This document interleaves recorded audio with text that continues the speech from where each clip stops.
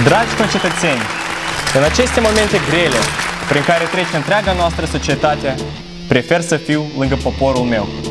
Nu pot și nu voi rămâne indiferent față de problemele cu care se confruntă cetățeanul de rând.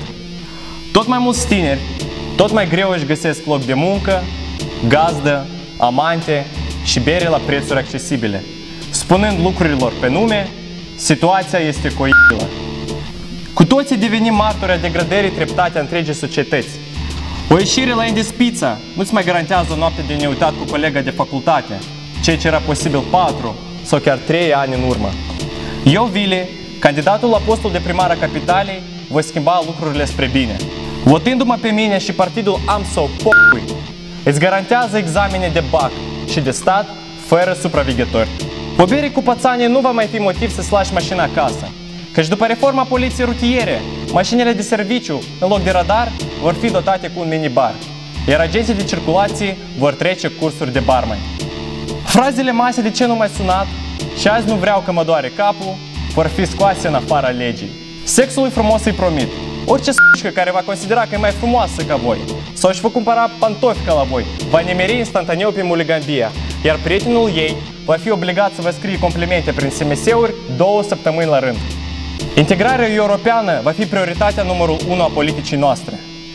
Vom insista ca în condițiile de liberalizare a regimului de vize să fie introduse punctele precum liberalizarea cannabisului și a prostituției, căci mulți dintre cetățenii noștri merită o pensie, la cum de mult se străduie în prezent. A venit timpul schimbărilor. Cu toții merităm o viață mai bună. Când voi deveni primar, voi introduce un dress și face control exigent la evenimentele cultural-artistice din Piața Mare Adunări Naționale.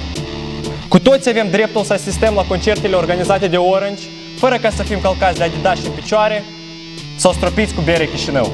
Promit că Sasha Bognibov nu va mai participa niciodată la preselecția națională Eurovision. Greu, dar realizabil. Doar împreună putem schimba ceva. Sunt sigur că pe data de 5 iunie veți ieși cu toții la vot, că cine nu o va face e un fan înrăit al lui Boris Moiseev, ce suferă de neibit cronic în stare acută. Fiecare vot contează, la fel de mult precum contează orice erecție la 70 de ani, precum orice flyer la Barbarella atunci când sunteți mulți și nu aveți bani. Votați Vili Dili, numărul 69 în buletinul de vot, și echipa mea de consilieri a partidului Am sau Pocui, într-un ceas bun și Doamne ajută Moldova!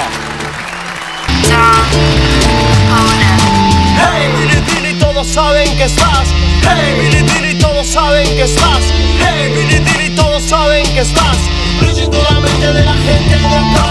Lloran los idiotas, los que esperan que tú digas boludeces que te copan, que no saben que tú piensas, que también lo que va a meter aparenta ya. Ahora dirás lo que tú sentís y no importa lo que van a fingirte. Sacas la máscara para mentir. Ajá, así no les gusta oír.